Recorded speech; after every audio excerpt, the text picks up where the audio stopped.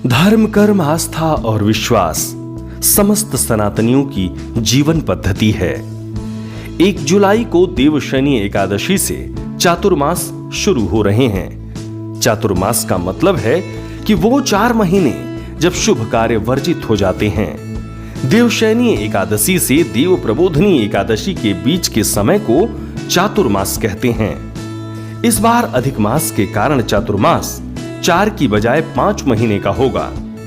श्राद्ध पक्ष के बाद आने वाले सारे त्योहार लगभग 20 से 25 दिन की देरी से आएंगे। इस बार आश्विन माह का अधिक मास है, मतलब 2 आश्विन मास होंगे। इस महीने में श्राद्ध और नवरात्रि, दशहरा जैसे त्योहार होते हैं। आमतौर पर श्राद्ध खत्म होते ही अगले दिन से नवरात्रि आरंभ हो जाती है, लेकिन इस बार ऐसा नहीं होगा।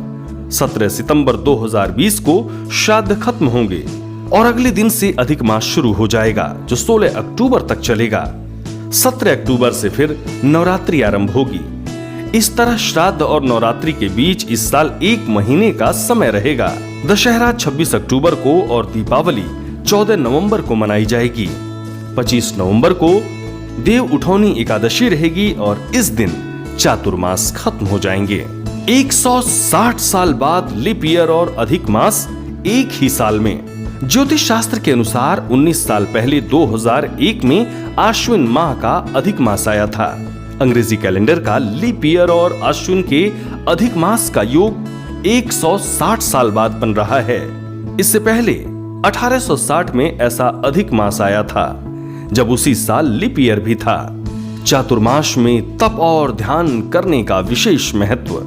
चातुर्मास में संत महापुरुष एक ही स्थान पर रुककर तप और ध्यान करते हैं। चातुर्मास में यात्रा करने से ये बचते हैं, क्योंकि ये वर्षा ऋतु का समय रहता है। इस दौरान नदी नाले उफान पर होते हैं। कई छोटे छोटे कीट फतिंगे भी उत्पन्न होते हैं। चातुर्मास में भगवान विष्णु विश्राम करते हैं और सृष्टि का संचालन भगवान शिव करते हैं। देव उठौनी एकादशी के बाद पुनः विष्णु जी फिर से सृष्टि का भार संभाल लेते हैं। अधिक मास को मलमास क्यों कहते हैं? सनातन धर्म में अधिक मास में सभी पवित्र कर्म वर्जित माने गए हैं। इस पूरे माह में सूर्य संक्रांति नहीं रहती है। इस वजह से ये माह मलिन हो जाता है, इसलिए इसे मलमास कहते हैं। मलमास में नामकरण, यज्ञोपवीत, विवाह, गृह प्रवेश, नई बहुमूल्य वस्तुओं की खरीदी जैसे शुभ कर्म नहीं किए जाते हैं। अधिक मास को पुरुषोत्तम मास भी कहते हैं। मान्यता है कि मलिन मास होने की वजह से कोई भी देवता इस माह का स्वामी होना नहीं चाहता था। तब मलमास ने भगवान विष्णु जी से प्रार्थना की। मलमास की प्रार्थना सुनकर भगवान विष्णु ने इसे अपना श्रेष्ठ नाम पुरुषोत्तम प्रदान किया। श्री हरि ने मलमास को वरदान दिया कि जो इस माह में भागवत कथा श्रवण, मनन, भगवान शिव का पूजन, धार्मिक अनुष्ठान दान करेगा, उसे अक्षय पुण्य प्राप्त होगा।